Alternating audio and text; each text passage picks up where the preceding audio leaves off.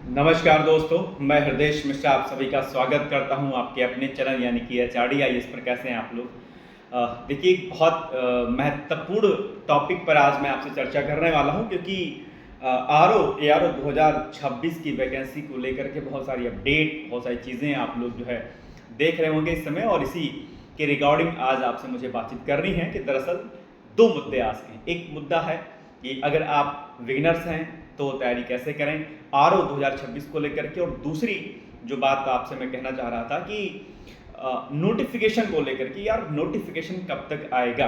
तो ये दो चीज़ों पर आज मैं आपसे बातचीत करने वाला हूँ। उम्मीद करता हूँ कि आप लोग मेरी बात से इत्तेफाक रखेंगे और जैसा मैं कहूँगा वैसे ही आप लोग स्टडी करेंगे। हालांकि आरओ 2026 को लेकर के या पीसीएस एग्जाम को लेकर के या कोई भी परीक्षा को लेकर के कोई भी अपडेट आपको चाहिए या तैयारी से रिलेटेड अगर कोई बातचीत आपको करनी है, किसी प्रॉब्लम में आप हैं, उसका सोल्यूशन आपको नहीं मिल रहा है, मतलब पढ़ाई को लेकर के, तो आप अपनी सारी समस्याओं से आप मुझे जो अपनी समस्याओं से परिचित करा सकते हैं, और उसमें जो भी मैं हेल्प कर पाऊंगा अपनी पूरी तरीके से करने का प्रयास करूंगा। सबसे पहली बात जो मैंने आपसे कही ना कि आरओ 2026 की वैकेंसी को लेकर, जैसा मैंने कल डिकोड एग्जाम प्लेटफॉर्म पर भी यही सामने सेम बात कही थी कि आरओ 2026 का नोटिफिकेशन पर किसी भी प्रकार की कोई जो है दिक्कत नहीं है, और ये नोटिफिकेशन आपको दरअसल देखने को मिलेगा, इसी साल मिलेगा, अगर कोई बड़ी अड़चन या ऐसी कोई बड़ी बाधा नहीं आती है तो।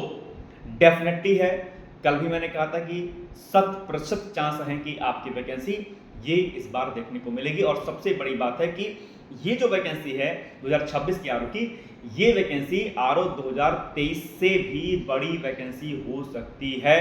ध्यान कर लीजिएगा आप लोग, यानी कि जितने ज्यादा पद आपके 400 समथिंग पद आपने देखा कि आरओ में थे, और इस बार आरओ 2026 में अगर आप देखेंगे तो जो है लगभग 500 प्लस पद आपको देखने को मिल सकते हैं, यानी कि कुल पदों की जो संख्या है वो 500 प्लस देखने को आपको मिल सकती है। अब आपको यह तय करना है कि आपको तैयारी करनी है या नहीं करनी है ना। मैंने आपको सूचना दे दी कि 520 पदों पर आपका अध्याचन जो है फिलहाल लगभग जा रहा है आयोग में, ठीक है। एक बात, दूसरी बात कि सर नोटिफिकेशन कब तक आएगा। नोटिफिकेशन आप मान चलिए कि जुलाई के बाद जो है आपको देखने को मिल सकता है, और ये एक बड़ी अपडेट जो है आपको देखने को मिल सकती है। तो जून महीने के बाद आप अगर जो है देखेंगे तो जून महीने के बाद आपको नोटिफिकेशन इसका देखने को मिल जाएगा।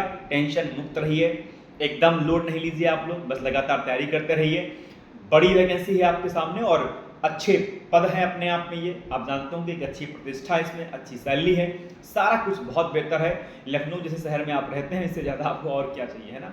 तो कुछ चीज़ें हैं जो मैंने आपको बताई हैं। अब बात कर लेते हैं आपकी तैयारी को लेकर के। दरअसल हम तैयारी करें तो करें कैसे। देखो, सबसे पहली बात तो ये जानो कि सिलेबस क्या है। सिलेबस आपका क्या है, प्री है आपका और मेंस, मतलब परीक्षा का जो स्तर है वो प्री का है और मेंस का है। दो स्तर पे आपका एग्जाम होगा, इंटरव्यू नहीं होता है, ध्यान रखिएगा। 2026 में भी इंटरव्यू नहीं होगा, ये भी आप बात ध्यान रखिएगा, है ना। बहुत लोग कह रहे थे कि सर इंटरव्यू हो सकता है, बिल्कुल नहीं, इंटरव्यू होने का कोई चांस नहीं है, ठीक है। दो स्तर होंगे इसका, प्रारंभिक परीक्षा आपकी यानी कि प्री, और मुख्य परीक्षा यानी कि मेंस आपका। प्री में आपके दो पेपर आते हैं, एक आता है आपका जीएस का जिसमें 140 क्वेश्चन होते हैं, और उसी पेपर में 60 प्रश्न रहते हैं आपके किसके, सामान्य हिंदी के, जिसमें 6 टॉपिक आपके होते हैं। हर टॉपिक से आपको 10-10 प्रश्न आपको देखने को मिलते हैं। ये टॉपिक सामान्य होते हैं, इसमें आपका विलोम हो गया, तद्भव तत्सम हो गया, विशेष और विशेष हो गया, ठीक है, पर्यायवाची हो गया। ऐसे 6 टॉपिक आपके होते हैं जो बहुत सामान्य, जिनको आप रख करके आराम से बहुत इजीली आप इनको रेडी कर सकते हैं। कोई रॉकेट साइंस नहीं कि हम इसको नहीं रेडी कर सकते हैं, ठीक है। तो 140 प्रश्न सामान्य अध्ययन अर्थात जीएस के, जीएस में आपका पॉलिटी हो गया, हिस्ट्री हो गया, ज्योग्राफी होगा, इकोनॉमिक्स हो गया, करंट अफेयर्स हो गया, थोड़ा सा पोर्शन आपका मैथ रीजनिंग का हो गया, एनवायरमेंट का हो गया। तो ये सारे सेक्शन आपको जीएस में देखने को मिलेंगे। ये प्रश्न 140 होंगे, हिंदी के आपके 60 प्रश्न होंगे, यानी कि 200 प्रश्नों का ये आपका प्रश्न पत्र होगा और 200 अंकों का होगा। जब आप प्री परीक्षा को क्वालिफाई कर लेंगे तो क्वालिफाई करने के बाद मेंस परीक्षा देनी होगी आपको। प्री परीक्षा के बाद जो है 4 महीने का लगभग समय बचता है, आपको मिलता है, और उसके बाद प्री के 4 महीने बाद आपका मुख्य परीक्षा होता है। मुख्य परीक्षा में आपको जो ध्यान रखिएगा कि जो अपनी प्री परीक्षा में जो एक पेपर जीएस का दिया होगा, और जो आपने हिंदी दिया होगा, यही सेम सिलेबस आपको बहुविकल्पीय प्रश्न पत्र के रूप में आपको मुख्य परीक्षा में भी देखने को मिलेगा। यानी कि अगर आपने प्री स्तर पर जीएस और हिंदी को अच्छे से रेडी कर लिया है तो वहां पर जो है आपको मेंस में ये 2 पेपर आपको नहीं तैयार करने रहेंगे, आराम से आप इसको कर ले जाएंगे। हाँ, प्रश्न वहां पर क्या हो जाएंगे, कम हो जाएंगे, बस जीएस और हिंदी दोनों के। ठीक है, तो 2 पेपर तो आपका एक तरीके से ये हो गया। एक आपको एस्से लिखना होगा, एक क्या मतलब, एक प्रश्न पत्र आपका एस्से का होगा जिसमें 3 आपको एस्से लिखने होंगे, 3 अलग अलग टॉपिक होंगे और अलग अलग टॉपिक पर आपको निबंध लिखना होगा। तो ये भी आपको बात ध्यान रखनी कि 3 निबंध आपको दरअसल आपको आरओ में लिखना है। ठीक है, एक पेपर आपका हिंदी का होगा, कन्वेंशनल का होगा, मतलब कि इसमें लिखना होगा आपको। ठीक है, जिसमें आपका जो है पत्र लिखन वाला सेक्शन आपका आता है और कुछ चीजें होंगे टेबलर फॉर्म में लिखने के लिए आएंगी आपको, प्लस इसमें कंप्यूटर भी आपका आएगा, कंप्यूटर जो है लिखने वाला आएगा, लोकोक्तियां मुहावरे आएगा, प्रशासनिक शब्दावलियां आएंगी। ठीक है, तो ये कुछ सेक्शन आप कन्वेंशनल रूप में देखेंगे। बाकी जो है सब कुछ लगभग प्री जैसा है, कुछ इसमें अंतर खास नहीं है, बस खाली पत्र लेखन और आपका जो है निबंध, ये 2 चीजें आपको देखने को मिलेंगी अलग से। ये हो गया, मैंने सिलेबस आपको बताया थोड़ा सा। अब बात करते हैं सब तैयारी करेंगे तो करेंगे कैसे। सबसे पहली बात है कि आपके पास मानक पुस्तक होनी चाहिए और उसके पहले सिलेबस की बहुत अच्छे से बेसिक समझ आपको होनी चाहिए कि यार सिलेबस है क्या चीज़। ठीक है, तो सिलेबस तो मैंने बता दिया, हालांकि आप सिलेबस को प्रिंट आउट करा लीजिएगा। अगर आपके पास सिलेबस नहीं है तो आप हमें हमारे कॉन्टैक्ट नंबर 8604440921 पर आप मुझसे संपर्क कर लीजिएगा, मुझे व्हाट्सअप कर लीजिएगा। बाई HRDI जरूर लिख दीजिएगा क्योंकि डिकोड एग्जाम पर भी सेम मेरा ही नंबर चलता है, तो ताकि मुझे पता रहे कि हाँ भाई आप हमारे चैनल से हैं बेसिकली। ठीक है, तो आप जो है क्या करिएगा, इस नंबर पर आप संपर्क कर लीजिएगा, मुझसे कॉल कर सकते हैं, व्हाट्सअप कर सकते हैं। सिलेबस आज मैं भेज दूंगा और तैयारी से रिलेटेड जो भी चीज़ें होंगी उस पर भी आप लोग मुझसे डिस्कस कर सकते हैं। ठीक है, आपने सिलेबस समझ लिया, सारी चीज़ें हो गई। अब 2 काम करना है आपको। एक काम क्या करना है आपको कि आप प्रीवियस ईयर क्वेश्चन पेपर लेके आइए मार्केट से। प्रीवियस ईयर क्वेश्चन पेपर में अगर आप देखेंगे तो यूथ पब्लिकेशन का आता है, आप उसको ले आइए। सॉल्व पेपर लेके आना, अनसॉल्व नहीं लेके आना, सॉल्व पेपर लेके आना यूथ पब्लिकेशन का। ठीक है, और इसके अलावा हर विषय की अपनी एक मानक पुस्तक होती है, हर विषय की मानक पुस्तक, और हिंदी की 2 किताब आपको लानी है। प्री के लिए डिकोड एग्जाम की हिंदी की पुस्तक आती है, आप उसको अमेजोन से ऑर्डर कर सकते हैं, और मेंस के लिए भी हिंदी की बुक आती है, वह भी डिकोड एग्जाम की है, आप उसको भी ऑर्डर कर सकते हैं। दोनों किताबें आपके लिए बहुत महत्वपूर्ण है। हिंदी के लिए सामान्य अध्ययन के लिए कौन कौन सी किताबें चाहिए, इसके लिए एक अलग से मैं वीडियो बना दूंगा, उस वीडियो के माध्यम से आप लोग देख लीजिएगा कि हाँ कौन कौन सी मानक पुस्तकें आपको पढ़नी होती हैं। हालांकि अगर आप हमारे ओल्ड वीडियोस को अगर आप इंस्टॉल करेंगे तो वहाँ पर मैंने मानक पुस्तकों के बारे में चर्चा की है, लेकिन नए सिरे से 2026 के लिए भी मैं चीज़ों को अपडेट आपको कर दूंगा। इसके लिए एक अलग से वीडियो कल परसों तक मैं आपको दे दूंगा। ठीक है, तो आपके पास प्रीवियस ईयर क्वेश्चन पेपर आ गया, आपके पास मानक पुस्तकें आ गई हैं, अब आपको तैयारी करनी शुरू कर देनी है। लेकिन यहाँ पर एक बात आती है इंपॉर्टेंट, वो ये है कि हो सकता है कि आपका जो एकेडमिक रहा हो, बेसिक जो आपकी प्राइमरी और जो जूनियर एजुकेशन नहीं हो सकता है आपकी बेहतर ना रही हो सकता है कि आप साइंस बैकग्राउंड के हों, आपको जो है मानविकी के विषय यानी कि भूगोल, इतिहास ये सब नहीं आते हो, तो आप चाहें तो आप एनसीईआरटी से इसकी स्टार्टिंग कर सकते हैं। जो विषय आपको लगता है कि बहुत ज़्यादा वीक है आपका, इसमें आप बहुत कमज़ोर हैं, उसमें आप 6, 7 से लेकर के 12 तक की एनसीईआरटी पढ़ सकते हैं। जो विषय आपको लगता है कि नहीं ठीक ठाक है आपका, उसमें आप 9th 10th से आप उसकी एनसीईआरटी पढ़ सकते हैं। एनसीईआरटी पढ़ने पर क्या होगा कि आपकी जो बेसिक समझ होती है वो क्या हो जाएगी, बहुत बेहतर हो जाएगी, और तब एनसीईआरटी के बाद जब आप मानक पुस्तकों का चयन करेंगे तब आपको पढ़ने में आसानी रहेगी। और वैसे भी एनसीईआरटी से प्रश्न आजकल पूछ लिए जाते हैं, है ना।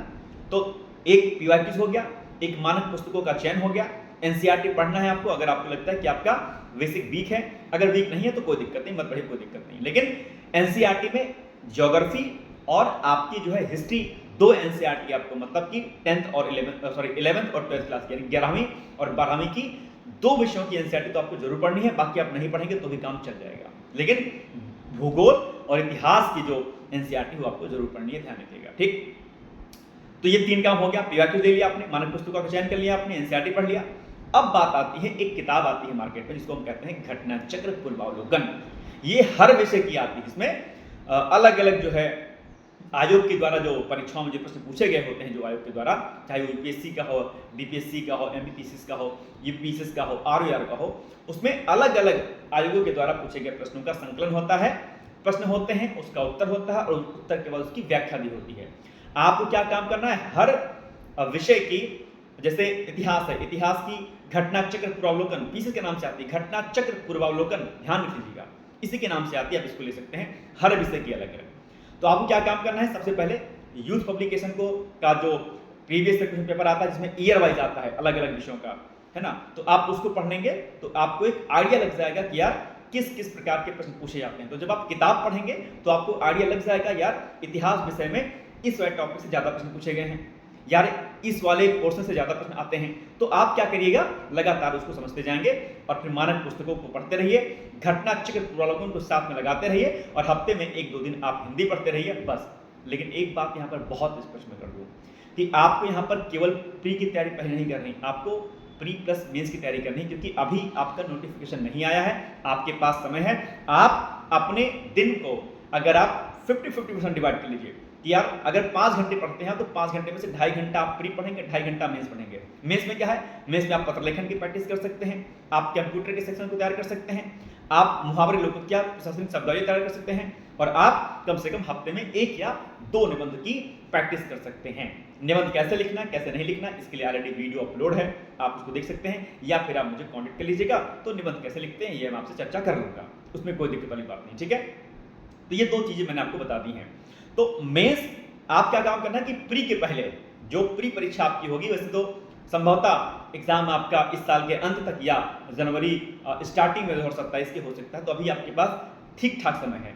ऐसे में अभी क्या काम करना है, आप अभी थोड़ा सा मेंस पर ज्यादा फोकस कर सकते हैं, प्री को साइड करते चलिएगा। और जब आपकी एग्जाम डेट आ जाएगी, यानी कि मान लेते हैं कि 3 महीना बचा है या 4 महीना बचा है एग्जाम को आपके प्री के, तो आप फिर मेंस को छोड़ दीजिएगा और सारा फोकस आप इस पे कर लीजिएगा, आप कर लीजिएगा जो है अल्टीमेटली अपने प्री वाले एग्जाम पर। बस अभी मेंस प्लस प्री करिए और जब प्री का अंतिम जब 3 महीना 4 महीना बचेगा तब आप उसमें केवल प्री पढ़िएगा, जहां पर आप खूब ज्यादा प्रश्न पत्रों को सॉल्व कीजिएगा। टेस्ट सीरीज बहुत महत्वपूर्ण है, ध्यान रखिएगा, खूब सारा टेस्ट सीरीज लगाइएगा और बाकी आप पीवाईक्यूज को लगाइएगा, घटना चक्र पूर्वावलोकन को लगाइएगा। पहले मानक पुस्तकों को पढ़ लीजिए ताकि आपकी बेहतर जानकारी हो जाए, कॉन्सेप्चुअल और फैक्चुअल डेटा आपको अच्छे से तैयार करना है, ये ना रहे कि आप कोई कंटेंट ना रेडी कर पाए। और एक किताब आपको और लेनी है, एक आपकी किताब सामान्य अध्ययन की लूसेंट है। लूसेंट इसलिए मैं कह रहा हूं क्योंकि जो आरओ और एआर का जो पेपर होता है थोड़ा सा फैक्चुअल होता है in comparison to PCS examinations के, राइट। तो आपको क्या काम करना है कि आप लूसेंट भी पढ़ लीजिएगा, लास्ट में आप 1-2 महीना जब बचेगा 2 महीना तो सारा सेक्शन आप वहां से रिवाइज कर लीजिएगा, वहां पर टेबल के फॉर्म में भी इंफॉर्मेशन दिया रहता है, वहां पर मिसलेनियस भी रहता है, तो आप वहां से क्या काम करिएगा, लूसेंट से आप बहुत सारा कंटेंट आप वहां से रेडी कर पाएंगे, ठीक है।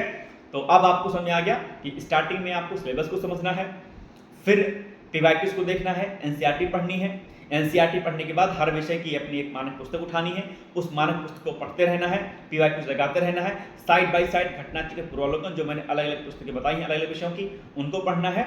नोट्स अगर आप बना सकते तो बहुत अच्छी बात है, नहीं तो नोट्स बनाने की प्रक्रिया पर मैं एक अलग से वीडियो बना दूंगा, बाकी नोट्स अगर बनाते हैं तो बहुत बेहतर बात है। हाँ, इसमें एक सेगमेंट बचेगा आपका करंट अफेयर्स का। करंट अफेयर्स के लिए आप लोग जानते होंगे कि डिकोड एग्जाम पर सुबह 10:45 पर मैं लाइव सेशन लेता हूं, वो करंट हमारा बहुत बेहतर होता है। आपने देखा होगा कि पूर्ववर्ती जो भी आपकी परीक्षाएं रही हैं, चाहे पीसीएस की रही है, यूपीएससी की रही है, बाकी कोई परीक्षा रही हुई, उन सभी एग्जाम में हमारा करंट अफेयर्स आया हुआ है, तो आप उसको जो है फॉलो कर सकते हैं, ध्यान दीजिएगा। तो ये तैयारी करने का मैंने तरीका बताया है, बाकी लगभग आप अपने समय को तय कर लीजिए कि हाँ आपको 5 घंटे और 6 घंटे आपको पढ़ना है। जॉब वाले हैं तो भी आपको 4-5 घंटे निकालने हैं, और अगर आप नॉर्मल स्टूडेंट हैं तो 5 घंटा तो आपको मिनिमम निकालना ही निकालना, मतलब 5 घंटे से कम समय मत निकालिएगा एनी हाउ। अगर आप विद्यार्थी हैं, केवल पढ़ाई करने का काम है, तो आप 6-7 घंटे पढ़ सकते हैं, लोग तो 8 घंटे पढ़ते हैं, कोई दिक्कत नहीं, लेकिन हाँ मैं कहता हूँ 6-7 घंटे अपने आप में। अगर आप सामान्य स्टूडेंट हैं, आप घर पे रह के तैयारी करते हैं, आपके पास कोई अन्य जॉब या कोई अन्य काम नहीं है, आप प्रयागराज, दिल्ली या लखनऊ शहरों में रह के तैयारी करते हैं, पटना में रह के तैयारी करते हैं, तो आप 6-7 घंटा बहुत आसानी से निकाल सकते हैं। सबसे बेहतर तरीका क्या है कि पूरे दिन को आप क्या करिए, 4 पार्ट में डिवाइड कर लीजिए या 3 पार्ट में डिवाइड कर लीजिए। सुबह उठिए 2 घंटा पढ़ लीजिए, सिर्फ 2 घंटा, लोड नहीं लेना कि एकदम से किताब खोल के बैठ पड़े, 2 घंटा पढ़ लीजिए। उसके बाद दोपहर में खाना खाने से पहले 2 घंटे पढ़ लीजिए, या सुबह 2 घंटे पढ़ लीजिए, फिर शाम को 2 घंटे पढ़ लीजिए, 3 से 5 पढ़ लीजिए, 4 से 6 पढ़ लीजिए, 7 से 9 पढ़ लीजिए, जब भी आपको लगे, और रात में 10 से 12, 11 से 9, मतलब 9 से 11, या जब भी आपको समय मिले। तो 3 पार्ट में भी अगर आप पढ़ लेंगे तो 2 से 6 घंटे आपके हो गए। अब आप सोचिए कि कितना आसान है कि 2 घंटे आप आराम निकालेंगे। और सबसे अच्छा तरीका क्या है, कि आप दोपहर में 1 बजे से लेकर के 7 बजे के बीच में आप 4 घंटा पढ़ लीजिए। जैसे आप 7 बजे भी अगर आप उठते हैं तो 8 से 10 आप पढ़ सकते हैं, 9 से 11 पढ़ सकते हैं, फिर 12 से 2 कर लीजिएगा, या 7 से 9 पढ़िए, 10 से 12 पढ़ लीजिए, आराम से हो गया आपके पास समय। फिर शाम को 3 से 5 पढ़ लीजिए, रात में 8 से 10 पढ़ लीजिए। देखिए कितना समय आपका बचता है।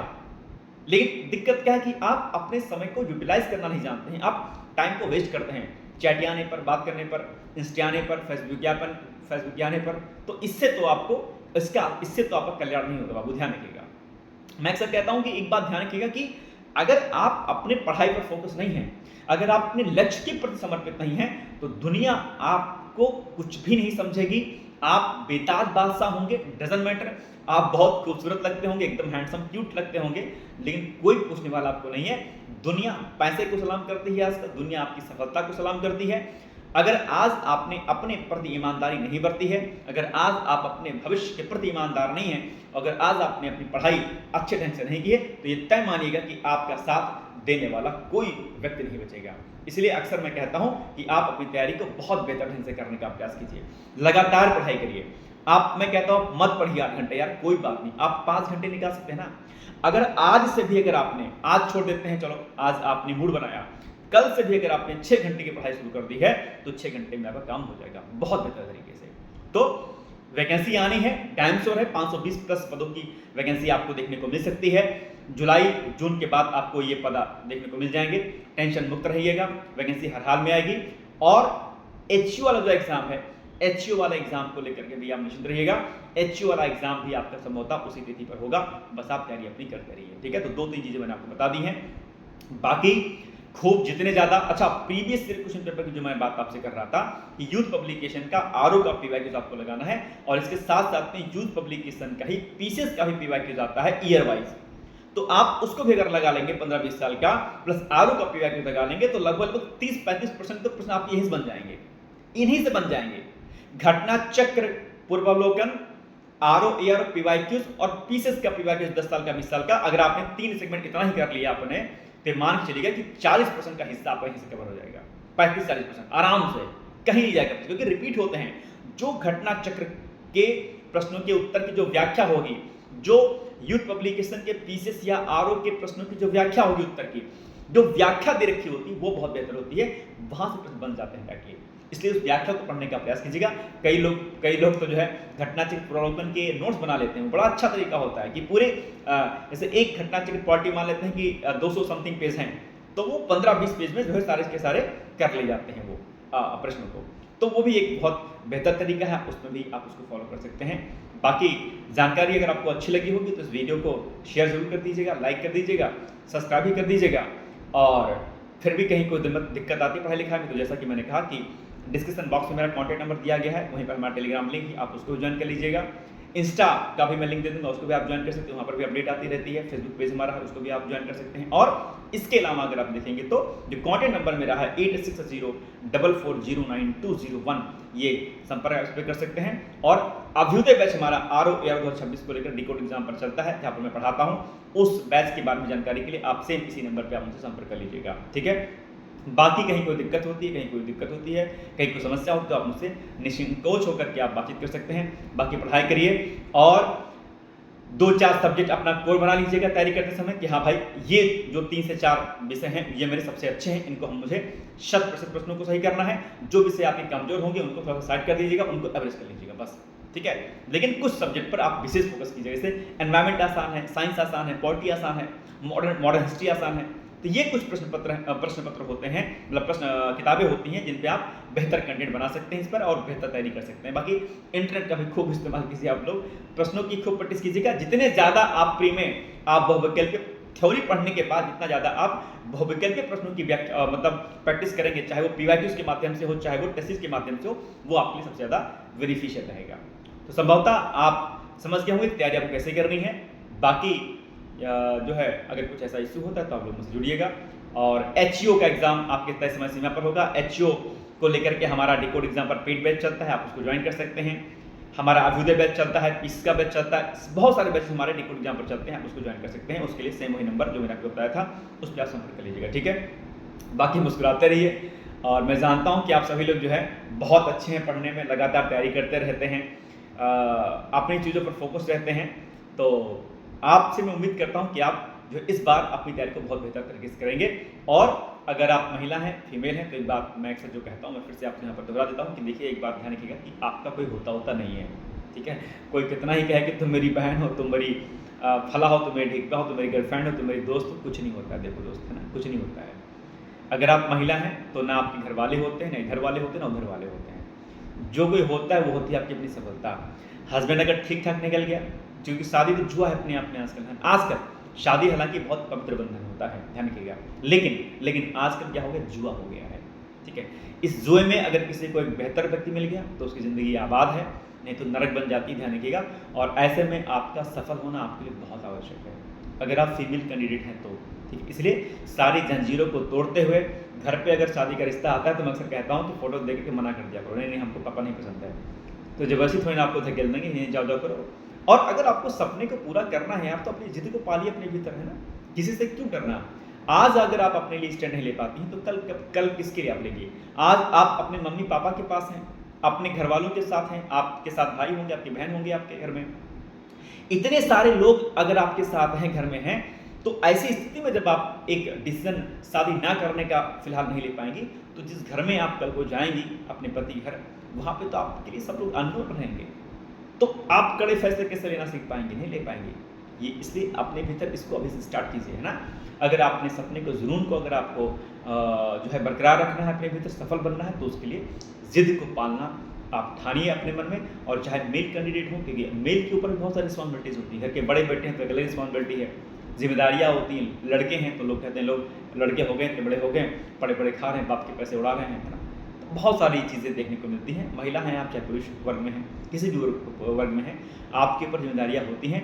इन जिम्मेदारियों से भागने का कोई तरीका आपको नहीं ईजाद करना है, बल्कि आप इन समस्याओं को, इन प्रॉब्लम्स को आप शट आउट करने का प्रयास कीजिए। और इसका एक ही तरीका है, वो है आपकी अपनी पढ़ाई से आप बहुत कुछ बन सकते हैं। नॉट ओनली आरओ, बल्कि आप पीसीएस ऑफिसर बन सकते हैं, आप यूपीएससी क्रैक करके आप आईएएस और आईपीएस और बहुत सारे अलग अलग जो पद होते हैं उसमें आप उनको प्राप्त कर सकते हैं, ठीक है। तो पढ़ाई करिए, लगातार तैयारी कीजिए, और बाकी जो मुझसे जानकारी चाहिए, मैं हमेशा आप लोगों के लिए साथ में खड़ा रहता हूँ। और बाकी जो है, एक बात ध्यान रखिए, जब किताब आप पढ़िएगा तो वहाँ पर इंपॉर्टेंट की पॉइंट्स को जरूर नोट कर लिया करिएगा। जहाँ पर लगे ना कि हाँ ये चीज़ इंपॉर्टेंट, उसको किताब में अपने या हाईलाइट से हाईलाइट कर दिया आपने, या फिर आपने जो है किसी कॉपी में आपने नोट डाउन कर लिया, ठीक है। इंटरनेट से आप कोई कंटेंट अगर आप इकट्ठा कर रहे हैं तो आप वहाँ से कॉपी करके आपने वर्ड फाइल में पेस्ट कर लिया और उसको आपने प्रिंट आउट कर लिया। तो बहुत सारे तरीके होते हैं, ठीक है। तो पढ़ते रहिए, मुस्कुराते रहिए, मेरा आशीर्वाद है, मेरा बहुत सारा सपोर्ट है। बाकी मिलते हैं हम लोग अगले वीडियो में आरओ की जो महत्वपूर्ण बुक लिस्ट होती है उसके बारे में, ठीक है। तब तक जय हिंद, जय भारत, बहुत बहुत धन्यवाद and thank you so much बाबा, take care, all the best, thank you.